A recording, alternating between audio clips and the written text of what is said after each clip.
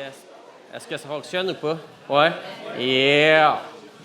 All right. Fait que merci, Alex, d'avoir déjà incité nos adultes à prendre place, surtout dans la section avant. Donc, on va continuer aujourd'hui avec notre thématique de la ville, mais j'aimerais prier en début de parcours, puis après ça, on va se lancer. Fait que Dieu, on veut te remettre cette haute matinée. C'est une matinée que toi, tu nous as donnée. Puis c'est une matinée que tu avais prévue avant même la fondation du monde. Tu savais qu'on était pour se retrouver ici, un matin de même au camp des bouleaux, en train de parler du sujet de la ville. Puis on veut te remercier que tout a toujours rapport avec Jésus. Tout a toujours rapport, en fait, avec Jésus, mais aussi avec le Père, avec le Saint-Esprit. Puis merci de nous avoir créés à ton image. Merci de nous avoir créés aussi avec une capacité à comprendre certains éléments que tu nous as communiqués à travers ta parole. Merci que c'est tellement profond qu'on peut en découvrir encore jour après jour. On te prie de guider ce temps ensemble. Je te prie que nos cœurs puissent s'ouvrir à ce que toi, tu as le goût de nous enseigner.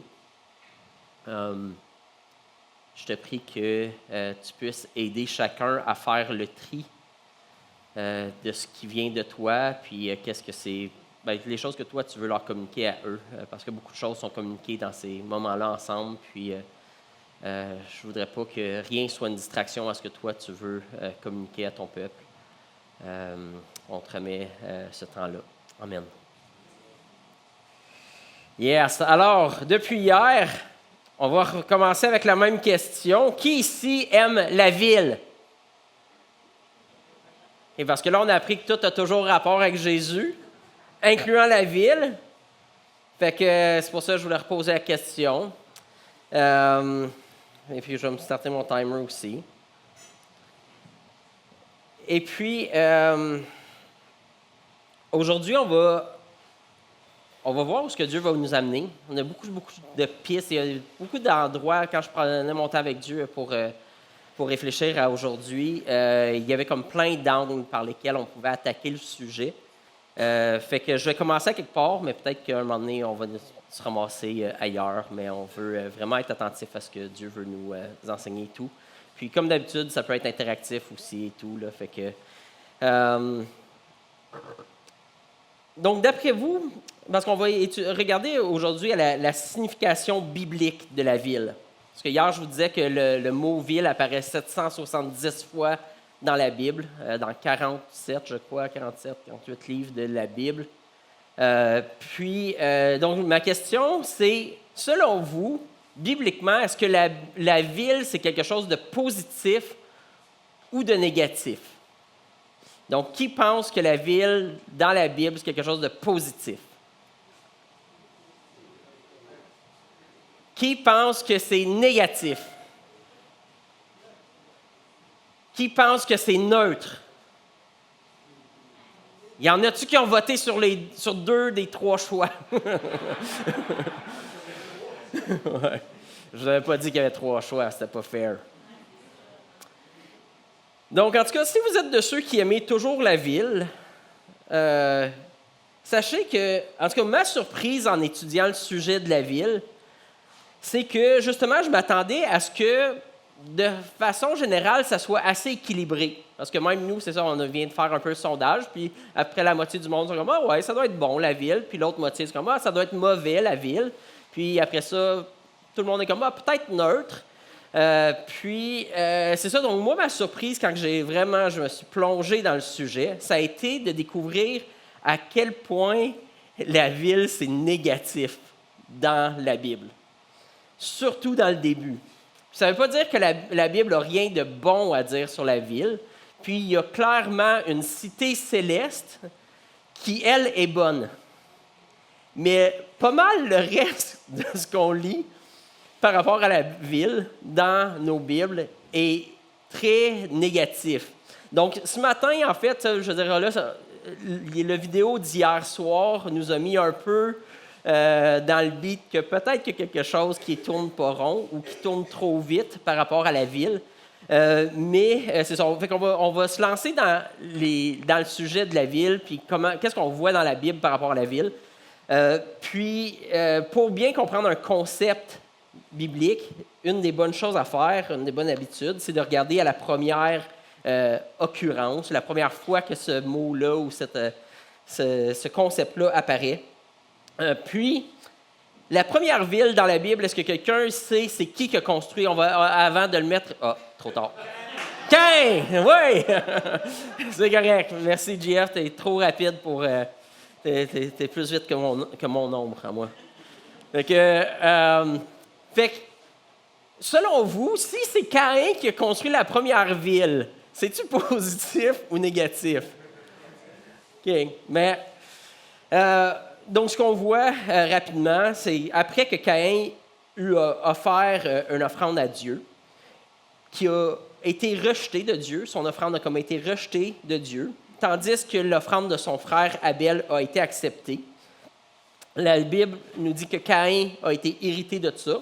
La Bible nous dit, on peut avoir plein d'idées de pourquoi l'offrande de Caïn a été rejetée, tout ça. On va rentrer là-dedans aujourd'hui. Mais on voit quand même que Caïn est irrité de quelque chose.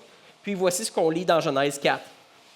L'Éternel dit à Caïn, « Pourquoi es-tu irrité et pourquoi arbores-tu un air sombre? Certainement, si tu agis bien, tu te relèveras. Si, en revanche, tu agis mal, le péché est couché à la porte et ses désirs se portent vers toi, mais c'est à toi de dominer sur lui. » Cependant, Caïn dit à son frère Abel, « Allons dans les champs. » Et alors qu'ils étaient dans les champs, il se jeta sur lui et le tua. L'Éternel dit à Caïn, « Où est ton frère Abel? » Il répondit, « Je ne sais pas. Suis-je le gardien de mon frère? » Ça, déjà, c'est une phrase importante quand on pense à la ville et tout. C'est de la question, est-ce qu'on est le gardien de notre frère? Juste une petite parenthèse de même. Dieu dit, oui, bonne réponse. Dieu dit alors, qu'as-tu fait? Le sang de ton frère crie de la terre jusqu'à moi. Désormais, tu es maudit, chassé loin du sol qui s'est entrouvert pour boire le sang de ton frère versé par ta main.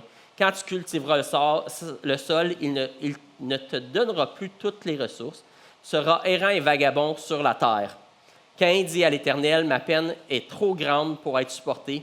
Voici que tu me chasses aujourd'hui de cette terre. Je serai caché loin de toi. Je serai errant et vagabond sur la terre, et toute personne qui me trouvera pourra me tuer. » L'Éternel lui dit, « Si quelqu'un tue Caïn, Caïn sera vengé 7 fois. » Et l'Éternel mit un signe sur Caïn, afin que ceux qui le trouvent ne le tuent pas.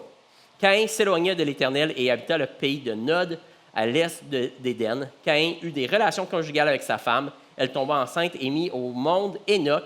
Il construisit ensuite une ville à laquelle il donna le nom de son fils Enoch. Donc, ça, c'est l'histoire de Caïn. Puis, il y a certaines choses qu'on peut quand même, sans que ça aille dans le détail, il y a quand même certaines choses intéressantes qu'on peut dénoter. C'est que Dieu dit à Caïn, tu vas être vagabond puis tu vas être errant. Puis là, lui, il dit, aïe, aïe, je veux pas ça. Puis, il dit, si quelqu'un me trouve, ils vont vouloir me tuer. Puis là, Dieu, il est quand même gracieux envers Caïn. Donc, même si Caïn a mal agi, Dieu, il dit, non, non, ma grâce est quand même là pour toi, puis je vais mettre un signe sur toi pour te protéger.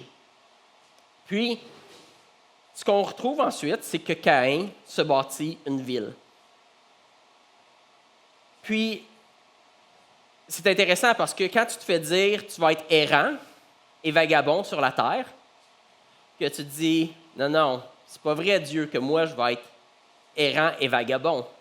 Moi, je vais m'installer à quelque part, je vais m'établir, je vais me bâtir des murs, je vais me protéger moi-même. Je n'ai pas tant confiance dans la marque que tu as mise sur moi. Elle n'est peut-être pas suffisante pour me protéger. Donc, j'ai besoin de m'établir et de me protéger moi-même. Donc, en fait, on ne peut pas tout tirer ces conclusions-là de façon absolue, mais c'est quand même une piste qui nous donne une certaine direction par rapport à c'est quoi l'utilité de la ville. Et puis, c'est intéressant parce que en hébreu, le mot ville en hébreu, c'est ir. Je ne sais pas si je le dis comme il faut, en tout cas. Mais le mot ville, ça signifie agitation, angoisse, terreur. Fait que ça aussi, des fois, quand on lit la signification hébreu d'un mot, on se dit, OK, bon, ben, c'est-tu positif ou négatif, la ville? Comme, OK, peut-être négatif. Donc, agitation, angoisse, terreur.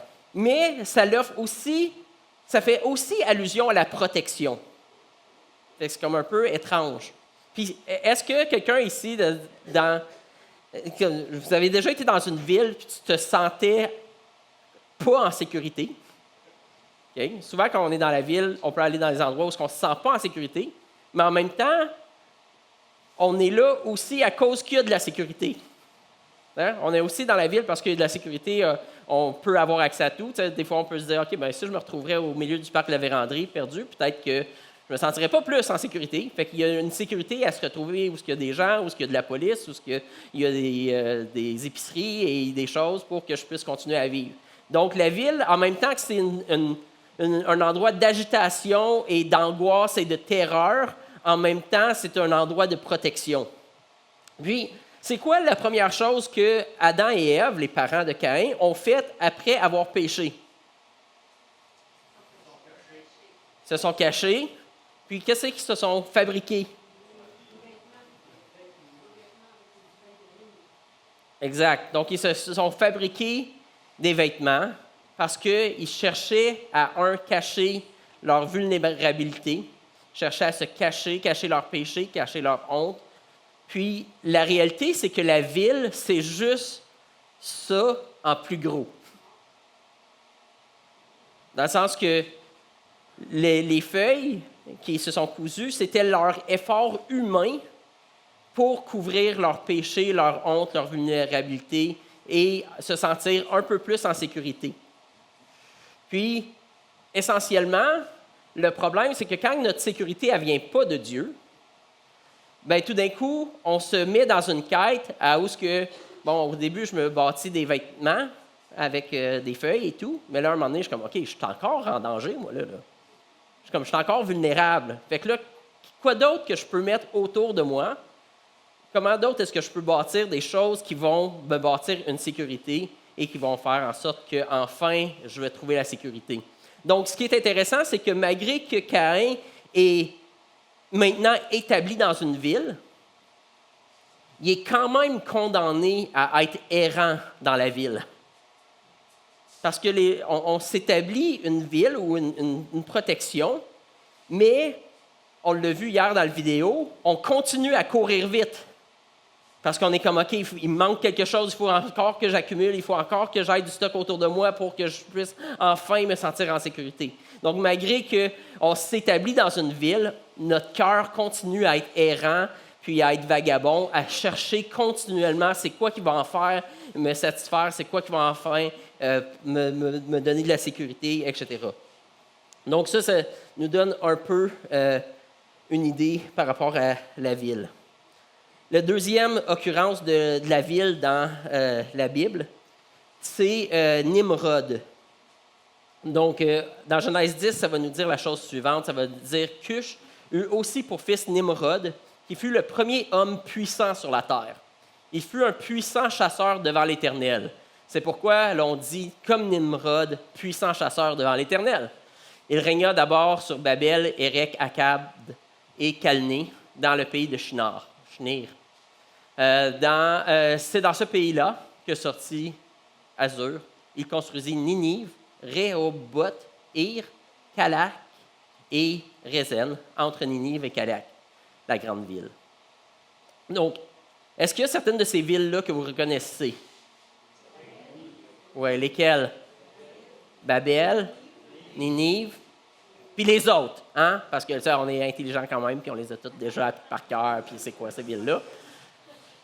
Mais les deux qui ressortent, disons, qui sont plus communes dans la Bible, en tout cas, qui ont frappé l'imaginaire, c'est vraiment celle de Babel et de Ninive. Puis, dans la Bible, est-ce que vous avez une idée si ces villes-là, c'était positif ou négatif? Négatif. Il y a peut-être Ninive qu'on voit le récit de Jonas où ils se repentent, mais on voit aussi plus tard dans l'histoire que Dieu les détruit pareil. Donc, il y a quelque chose là. Puis là, on voit, ouais, mais ça dit qu'il était un puissant chasseur ou guerrier devant l'Éternel. Il me semble que c'est positif, ça. Mais c'est ça. C'est que j'ai lu certains commentateurs là, bibliques, puis un des commentaires bibliques dit la chose suivante. Il dit, dès l'aube de l'humanité, cet homme, Nimrod, commença à régir les autres en les forçant à se soumettre. Il a conquis les droits et les propriétés de ses voisins en persécutant des hommes innocents. Sa conduite n'était orientée que vers l'appât du gain, par la force et la violence. Il a exécuté toutes ses oppressions et cette violence en défiant Dieu lui-même. Nimrod était un grand gouverneur. Par ses moyens, en utilisant les armes, il a su acquérir la puissance en fondant ainsi une monarchie basée sur la terreur et le pouvoir et en espérant régir le monde entier. Nimrod était un grand bâtisseur. On notera sa nature ambitieuse sans limite. Beaucoup désirent en avoir toujours plus en revendiquant sans cesse avec agitation. Nimrod ne s'est pas contenté de posséder 4 villes, il en a désiré davantage. C'était un véritable luxe. Il cherchait.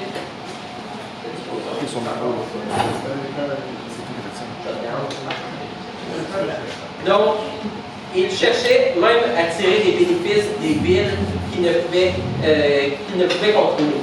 C'était de la provocation, il n'était soumis à rien. Et le nom Nimrod signifie rébellion.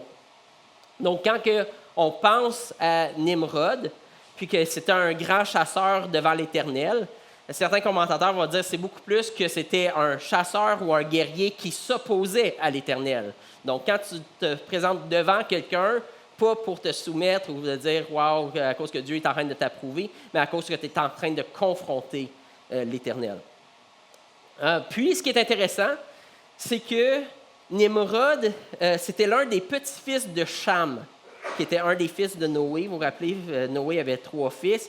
Puis Cham, il y a un épisode à un moment donné où Noé il se saoule, et puis il y a 3 de ses fils qui sont là. En tout cas, il y a un de ses fils qui profite de son père. Puis, après ça, Noé le maudit. Puis il va dire dans Genèse 9, il va dire « Maudit soit Canaan », donc Cham, c'était le père de Canaan, en tout cas, donc là, il l'appelle Canaan, « qu'il soit le dernier des esclaves pour ses frères. » Il dit encore « Béni soit l'Éternel, le Dieu de Sem, et que Canaan soit son esclave, que Dieu élargisse le territoire de Japheth. » Fait que ça, Sem et Japheth, c'est les 2 autres fils. « Qu'il habite dans les tentes, donc que Canaan habite dans les tentes de Sem, et que Canaan soit son esclave. » Donc, pas très positif comme malédiction. Donc, un peu dans le même pattern que Caïn. Caïn a reçu une malédiction, puis Caïn dit non, c'est pas vrai que je vais être nomade, puis que je vais être errant et vagabond. C'est pas vrai que je vais compter sur la sécurité de l'Éternel, je vais faire mes choses à ma manière. Bien, de la même manière, on voit le même pattern dans la vie de Nimrod, qui était un des petits-fils de Cham.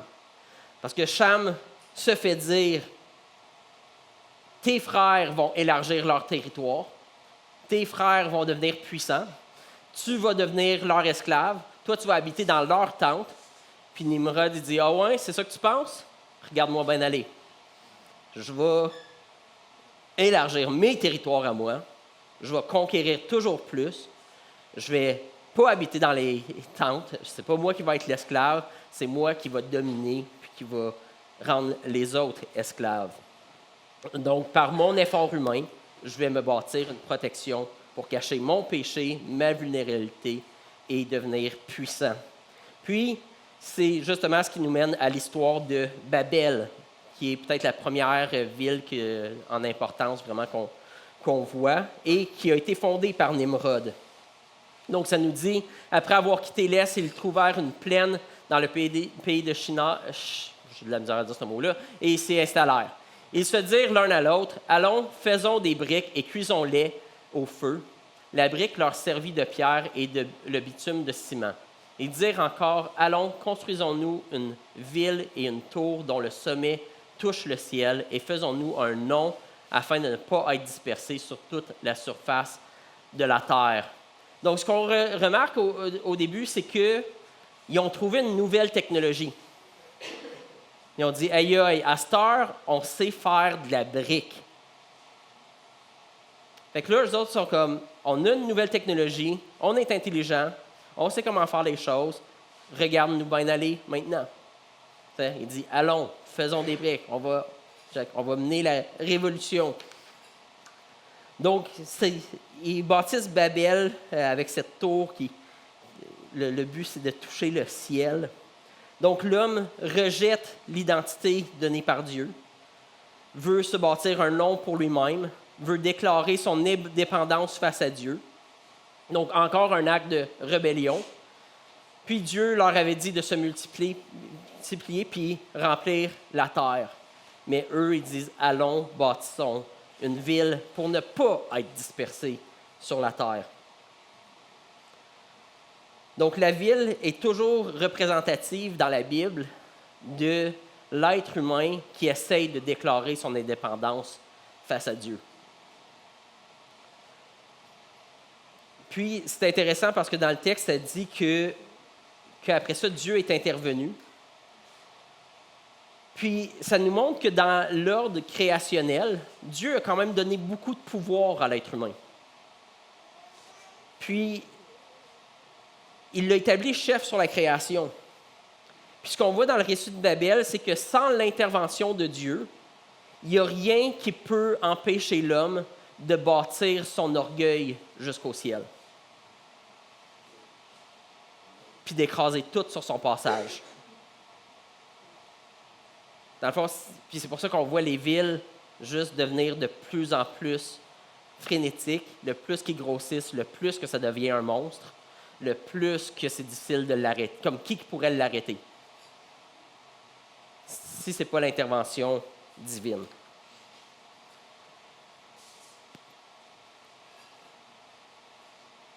En fait, la ville, pour ne pas être errant, pour ne pas être dispersé sur la terre, cherche à bâtir son Éden. Le but de la ville, c'est de bâtir un paradis sur terre. C'est-à-dire, OK, enfin, on a le ciel sur terre, où ce qu'on n'est pas dépendant de Dieu pour le ciel, mais où ce que nous-mêmes, par notre technologie, par notre puissance, par notre sagesse, on va réussir à bâtir le ciel sur terre.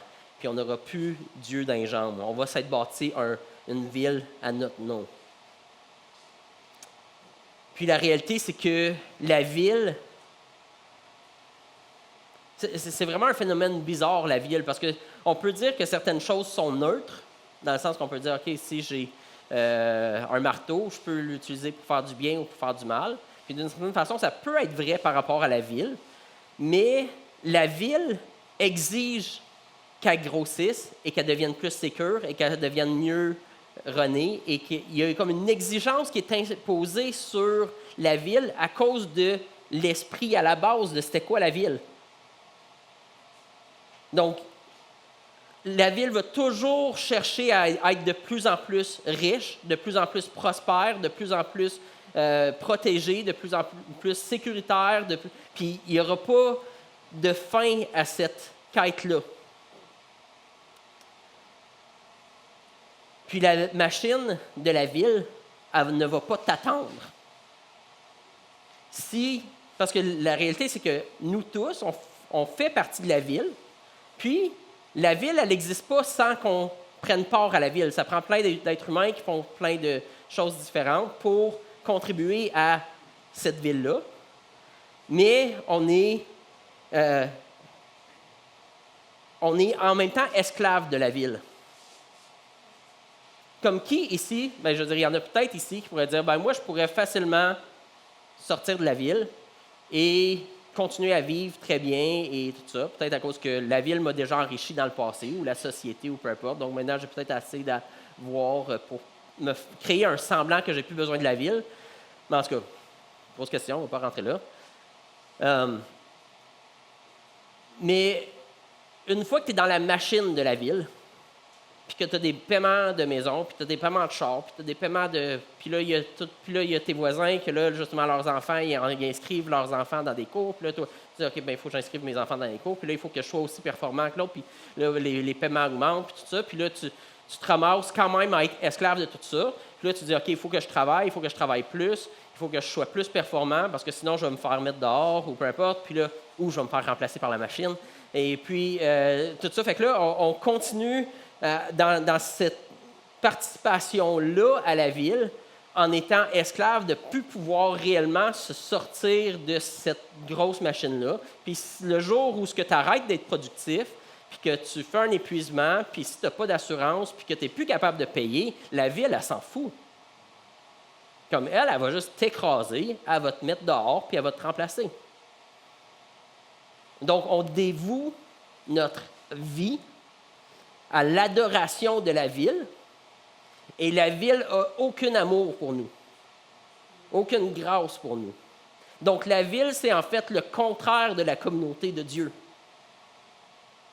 La ville, c'est la machine de dire, tout ce que Dieu nous promet, de la sécurité, de la provision, ces choses-là, on va le chercher par nous-mêmes dans les choses terrestres, et on va se bâtir cette machine-là en pensant que ça va nous rendre libres, mais en réalité, ça nous rend esclaves. Donc, un peu comme on disait hier, c'est comme si on échange notre élection, le fait d'être bien dans l'adoption, d'être bien dans les bras de notre Père qui nous aime, puis on dit non, je veux bâtir ma propre sécurité, ma propre provision, je veux trouver des moyens humains de me sentir réellement en contrôle de ma vie. Puis c'est vraiment subtil. Puis je veux dire, je rentre dans toutes ces choses-là, puis je sais que ça peut être lourd d'une certaine façon, mais c'est vraiment important parce que on peut vivre dans la ville sans être esclave de la ville, mais ça prend vraiment la puissance de Dieu puis du Saint-Esprit et la communauté chrétienne, les uns les autres, pour s'encourager à ne pas succomber à l'esprit de la ville. Parce que la ville, elle veut nous séduire, elle veut nous embarquer, elle veut nous amener dans une direction où ce qu'on va plus bâtir notre vie, puis la communauté autour de Dieu, mais on va la bâtir autour de notre propre nom, notre renommée, notre économie, notre argent, notre puissance, etc. Donc, il y a comme un dilemme qui est là, puis moi, il y a des jours que je vis pour le royaume de Dieu et il y a des jours que je vis pour la puissance de la ville. Donc, si on est honnête par rapport à la sanctification, c'est qu'on doit au moins dire à Dieu, il y a peut-être des choses quand même, parce qu'on ne peut pas tout changer dans notre vie nécessairement. Puis c'est compliqué. Tu sais, hier, on parlait du T-shirt, puis j'ai eu plein de conversations après avec le T-shirt. Puis, tu sais, même acheter un T-shirt, puis savoir si quelqu'un a été exploité pour ça ou pas, puis d'où ça vient, puis tout ça, c'est hyper compliqué. Hein? Fait que c'est pas facile de savoir, OK, Dieu, moi, je vois pas clair dans tout ça. T'sais? Sérieusement, la vie, elle va vite, la vie va vite. Moi, je vois pas clair dans tout ça. Je suis moi-même perdu. Mais si tu veux me montrer une chose que tu aimerais que je change ou que j'explore, ou que si tu veux pointer un endroit dans mon cœur que tu aimerais ça aller creuser, je veux dire que je te laisse le loisir d'aller creuser là. Puis donne-moi le discernement d'entendre c'est quoi que tu me demandes de faire spécifiquement, puis le courage de le faire. Parce que souvent, le courage qu'on n'a pas, c'est à cause que notre sécurité est bâtie dans la ville. Donc, même si l'exemple du T-shirt n'est pas parfait, si, exemple, ça me coûtait, ou on parlait des œufs hier aussi, là, puis là, la différence entre des œufs de poules qui ont été en liberté puis des poules qui sont en cage et tout ça, puis là, tu dis, OK, est-ce qu'il y en a un des deux qui glorifie plus Dieu, tu sais? Est-ce que Dieu, est-ce qu'on serait content que Dieu vienne dans notre poulailler puis que tout le monde est toutes les poules sont entassées puis tout ça. Puis là on dit il me semble que je serais comme un peu gêné peut-être, tu sais. Puis peut-être pas non plus, parce que c'est ça, le but c'est pas de se faire juge de quoi que ce soit, mais c'est de dire si tout est rattaché à Jésus puis que tout est pour sa gloire, si on est intègre et honnête dans notre marche chrétienne, on doit au moins être capable de dire à Dieu, s'il y a des choses, peux-tu me les montrer, puis peux-tu me donner le courage de faire le choix qui est difficile, qu'il qui ne va pas être à la gloire de l'argent ou même de mon propre compte de banque, mais qui va, ou de ma propre puissance, ou de ma propre renommée, mais qui va être prêt à ce que les choses que tu me montres, même s'ils ne sont pas bonnes pour ma réputation, s'ils ne sont pas bonnes pour mon compte de banque, pas bonnes pour mon parcours de carrière, je veux quand même avoir le courage de les faire. Donc, certaines pistes de réflexion quand même par rapport à la ville. Puis, je vous dis, comme on peut choisir que ça reste juste un thème lointain, mais je sais que moi, cette semaine, déjà dans des décisions concrètes dans ma vie qui étaient devant moi, juste le fait de penser, est-ce que je suis en train de succomber à l'esprit de puissance ou l'esprit de la ville, à toujours en avoir plus, toujours me sentir plus en sécurité? Est-ce que je suis en train de succomber à ça? Ça m'a déjà aidé, même cette semaine, à prendre des décisions juste dans ma vie personnelle. Fait que on veut entendre des prêches, mais je veux dire, des fois, on ne sait pas vraiment si ça a un impact dans notre vie. Mais en tout cas, ma prière, c'est quand même qu'on puisse être intègre et honnête dans notre marche avec Dieu pour au moins dire s'il y a une chose que tu veux me montrer. Parce que Dieu est bon c'est un bon Père. Il sait comment nous enseigner, il sait c'est quoi la prochaine chose qu'il veut adresser dans notre cœur. Puis il sait que des fois, il y a une chose que s'il vient adresser cette chose-là, il va en fait débarrer plein d'autres choses. Donc, en tout cas.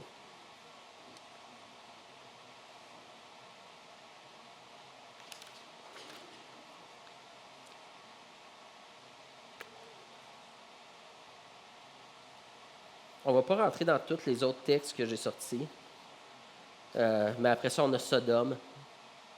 Une chose intéressante par rapport à Sodome, c'est qu'il y a un épisode, avant que Sodome soit détruit, un moment donné, Abraham, en tout cas, Sodome s'est fait faire la guerre par d'autres rois.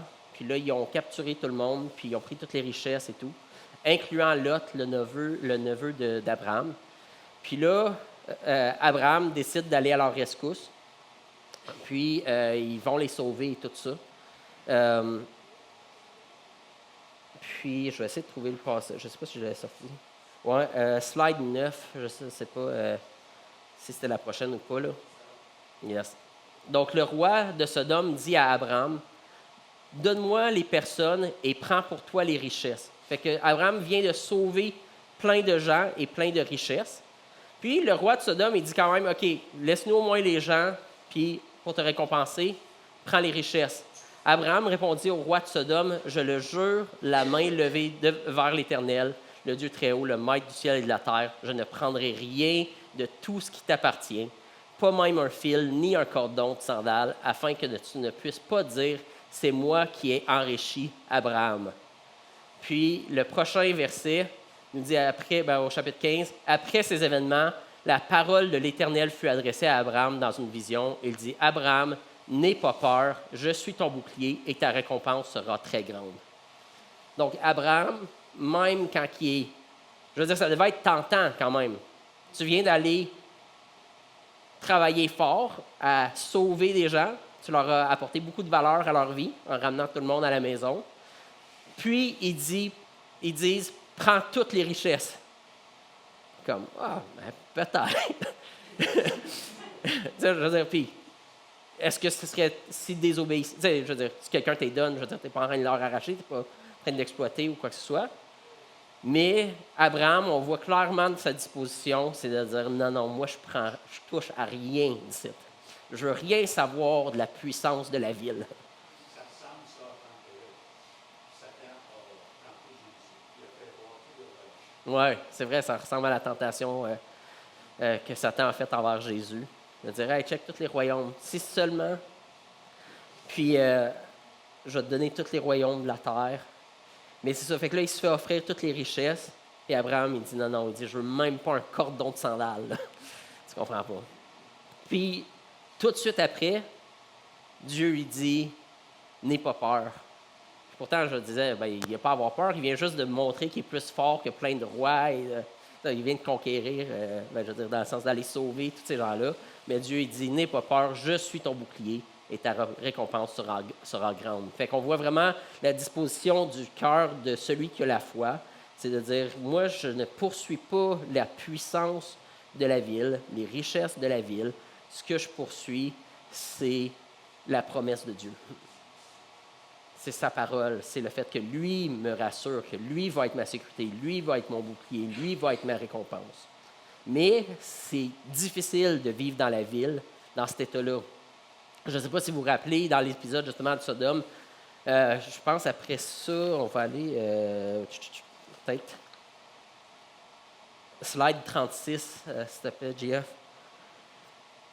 Ça nous dit dans 2 Pierre, « Par ailleurs, il a condamné à la destruction et réduit ensemble les villes de Sodome et de Gomorrhe pour les donner en exemple à ceux qui par la suite vivraient dans l'impiété. Et il a délivré Lot le juste, qui était profondément attristé de la conduite immorale de ces hommes débauchés. Ce juste qui habitait au milieu d'eux tourmentait en effet jour après jour son âme, juste à cause de ce qu'il voyait et entendait de leurs agissements criminels. » Est-ce qu'il y en a ici qui se sont déjà sentis tourmentés jour après jour par tout ce que vous voyez et entendez dans la ville? On en a un. Yes. C'est pas facile de vivre comme Abraham. Bien là, dans ce cas-là, c'est Lot, mais de dire, OK, je vais vivre dans la ville, puis malgré tous les attraits, malgré toutes les tentations, malgré tout, il y a un narratif qui se raconte dans une ville. Là. Tu sais quand tu es en train de réussir puis quand tu es en train de perdre. Fait que c'est comme difficile de dire, OK, moi, je vais vivre dans cette ville-là, mais pas motivé par les mêmes choses que cette ville-là. Puis, peut-être tout le monde va me trouver loser parce que je ne suis pas en train de gagner la course. Mais, tu sais, au moins, si je peux être au moins pas pire, t'sais.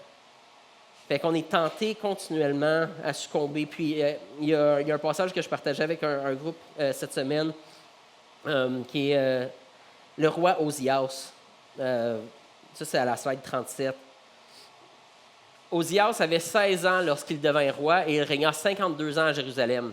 Sa mère s'appelait Jécolia et elle était de Jérusalem. Il fit ce qui est droit aux yeux de l'Éternel, entièrement comme l'avait fait son père Amathia. Il s'appliqua à rechercher Dieu pendant la vie de Zacharie, qui savait comprendre les visions de Dieu. Et tant qu'il rechercha l'Éternel, Dieu lui fit connaître le succès. Okay? Mais là, après ça, il continue. Osias construisit des tours à Jérusalem. Oh, d'un coup, il dit, il va bâtir des choses. Il construisit des tours à Jérusalem, sur la porte de l'angle, sur la porte de la vallée et sur l'angle, et il les fortifia. Osias disposait d'une armée de 307 500 soldats. Osias leur procura pour toute l'armée des boucliers, des lances, des casques, des cuirasses, des arcs et des frondes. Il fit faire à Jérusalem des machines inventées par un ingénieur et destinées à être placées sur les tours et sur les angles pour lancer des flèches et de grosses pierres. Sa réputation s'étendit au loin, car il fut merveilleusement aidé jusqu'à ce qu'il soit devenu puissant. Mais lorsqu'il fut puissant, son cœur fut si hautain qu'il provoqua sa perte. Il fit preuve d'infidélité envers l'Éternel, son Dieu.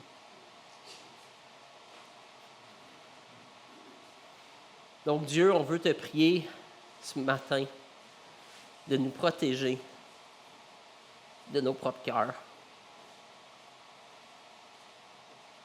Protège-nous d'être séduits par le fait qu'on va pouvoir avoir le contrôle sur notre vie, sur notre salaire, sur notre carrière, sur notre famille, sur la protection de notre famille, sur notre retraite, puis que notre espérance, notre foi, notre sécurité est dans les choses matérielles au lieu d'immatérielles. Préserve notre cœur d'être séduit et emporté par les choses de ce monde.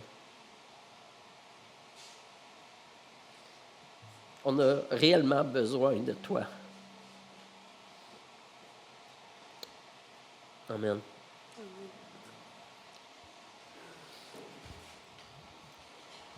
Puis j'aimerais terminer avec une chose. Vas-y. Puis, en fait, cet après-midi, j'ai imprimé des feuilles de Apocalypse 18, en fait. C'est quand que on voit la chute de la grande Babylone. Ça parle beaucoup de la ville, ça parle beaucoup de tout ce que la ville procurait à toutes les nations et comment que tous les marchands de la terre, quand ils voient la grande ville en fumée, ils sont comme malheur, malheur, toute cette richesse disparue en 1 heure. Puis la chose, je dirais une des choses qui me frappait, mais je vous donne le texte parce qu'il y a plein de richesses et de choses intéressantes. Fait que je vous le donne pour que aujourd'hui ou à travers la semaine, vous pouvez prendre du temps pour comme souligner et faire ressortir des choses que Dieu vous montre. Mais une des choses qui me frappait, c'est le fait qu'ils disent malheur, malheur, tant de richesses disparues en 1 heure. Ils sont même pas en train de se dire malheur, malheur, tous ces êtres humains disparus en 1 heure. C'est comme aïe aïe, ça n'a pas de sens. La bourse, elle a crashé. Aïe aïe, c'est terrible. Toutes ces richesses disparues. Puis là, ça dit, il n'y a plus personne qui veut de leur cargaison, il n'y a plus personne qui veut de tout ce qu'ils ont produit. Puis là, eux autres sont dévastés de tout ça. Parce que notre cœur est attaché à la richesse, notre cœur est attaché à la puissance que la richesse nous donne. Puis, c'est facile aussi de se détacher de la ville puis de dire « Ah ouais, regarde comment ils sont mauvais. » T'sais? Comme justement, notre âme est tourmentée par la ville. Check comment que la ville est mauvaise. Mais il y a une chose que je veux quand même faire ressortir qui est intéressante par rapport à toute l'étude de la ville dans la Bible, c'est que Dieu, c'est très rare à travers la Bible que quand il maudit des gens, c'est rare que c'est des individus qui maudit. Comme Jésus va dire, malheur à toi Chorazin, qui est une ville, malheur à toi Bethsaïda. Il ne va pas dire comme malheur à toi Jacques Tanguay et malheur à toi Luc Robitaille. Ça va être ce genre d'hockey, ça. En tout cas, mon enfance, c'est ça. Mais Dieu, il tient responsable la ville. Puis tous les prophètes, ils passent à travers toutes les villes. Là. Si vous lisez les prophètes, là, c'est comme malheur à toi Ninive, puis malheur à toi toutes les villes, là, puis Babylone, puis tout ça, incluant Jérusalem. Comme même la ville supposément de Dieu est comme hey, vous allez être détruits. Hein? Puis Jésus a pleuré sur Jérusalem. Donc Dieu est triste de voir. Puis il nous dit que c'est Dieu, ce qu'il veut, c'est pas la destruction du méchant, mais c'est qu'il se repente et qu'il vive. Fait on a, en tout cas, on a une responsabilité parce que, en même temps qu'on peut dire, on n'est pas la ville, mais en même temps, Dieu dit, ben, tu es responsable aussi de la ville. Tu es autant coupable. Tu fais partie du système aussi. S'il y a de l'oppression, puis si, on va revenir avec mon t-shirt, si on vit dans une société où ce que les choses qui sont en vente et à meilleur marché sont souvent les choses qui ont exploité le plus, mais que nous, ben, ça c'est pas de notre faute, là. On sait d'où ça vient, puis je veux dire, qu'on le veuille ou non, on est participant dans toute cette machine-là. Fait qu'on peut pas juste dire « Ah, oh, wow, regarde Dieu comment que la ville est terrible. » On n'a pas le choix de nous-mêmes dire « OK, c'est quoi les choses, Dieu, que toi, tu veux que je me répande? Aide-moi à être le sel de la terre, puis la lumière du monde, puis une cité qui est bâtie sur une montagne, puis qui éclaire toute la ville. Parce que trop souvent, j'ai l'impression que c'est la ville qui m'amène dans ces ténèbres. Puis c'est la ville qui est en train de gagner sur mon âme. Fait que, Dieu, on veut te prier puis te louer. Parce que notre espoir est en toi. Puis on est vraiment perdu, puis on est tellement facilement séduit, puis dérouté, puis préoccupé par 1000 et une choses que ce monde nous offre. Permets que cette semaine au camp, ce soit une semaine où on remet les pendules à l'heure, où on fait un refresh avec toi. Puis on te dit, OK, fais le travail que tu veux faire en nous. Pointe-nous les endroits où on a succombé à l'esprit de la ville, l'esprit de la puissance. Puis qu'on puisse maintenant marcher dans la vérité, à ta lumière, Jésus. Amen.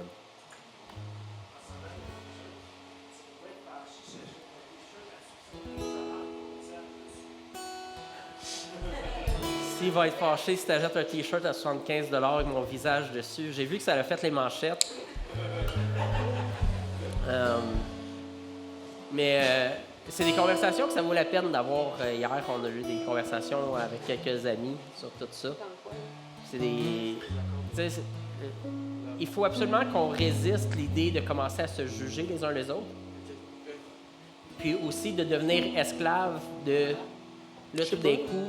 Hey, là, moi aussi, je suis dans l'anxiété puis dans l'angoisse et tout ça parce que là, j'ai-tu acheté la bonne chose puis là, est-ce que Dieu va... En Christ, on a la liberté. Mais on a la liberté de se soumettre à Christ puis de chercher c'est quoi tes désirs, c'est qu'est-ce que tu veux faire. Et donc, s'il veut que tu achètes un chandail à 75$ avec mon visage dessus, mais qui n'existe pas, malheureusement,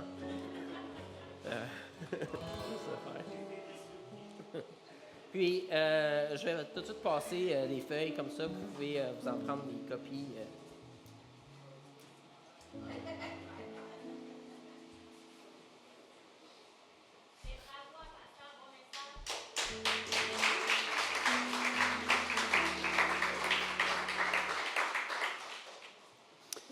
Merci. J'inviterais ceux qui ont des enfants de 0 à 5 ans, on vous demande d'aller les chercher tout de suite pour libérer les personnes qui ont qui s'occupent d'eux là, en ce moment.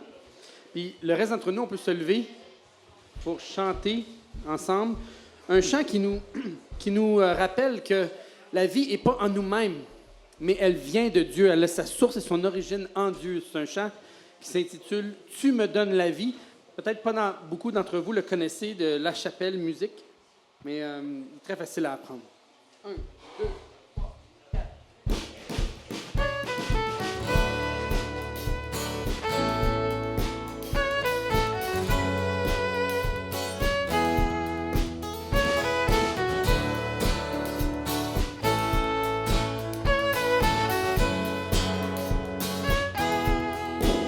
Quand mon cœur affaibli soupire après ta présence, dans ta demeure, tu me conduis, tu me remplis d'assurance.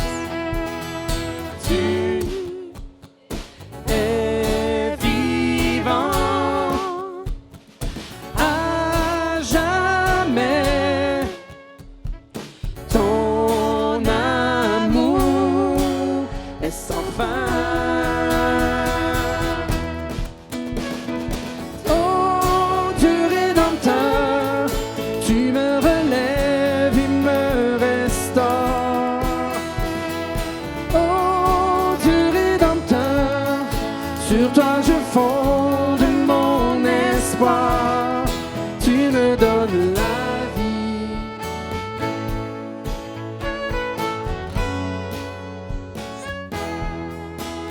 Quand mon cœur assombri semble s'éteindre en silence, loin de mes peurs, tu me conduis, tu me remplis d'espérance.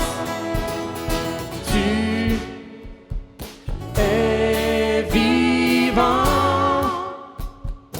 à jamais.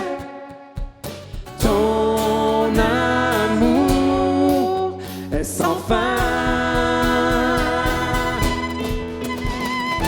Oh Dieu rédempteur, tu me relèves et me restaures.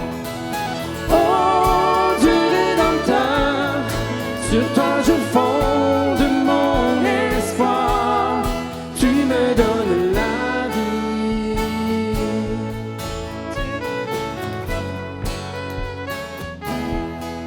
Tu me donnes la vie. Continuons. Tu me donnes la vie. Tu me donnes la vie. Mon Dieu seul me suffit. Tu me donnes la vie. Car tu as tout accompli. Oh Dieu Rédempteur, tu me relèves et me restaures. Oh Dieu Rédempteur, sur toi je fonde mon espoir. Oh Dieu Rédempteur, tu me relèves et me restaures. Oh Dieu Rédempteur, sur toi je fonde mon espoir. Tu me donnes la vie.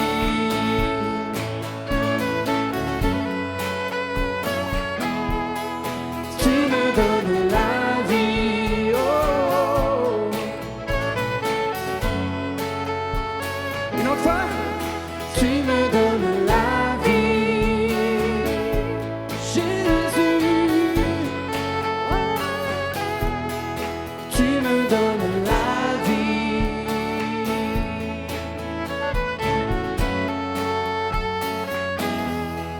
Amen. Que Dieu vous bénisse. On va se revoir demain matin pour la chapelle d'autres chants, mais ce soir, la chapelle aussi, qui est plus comme une genre de, on appelle ça Boulot City Party. Bonne journée. Que le Seigneur vous bénisse.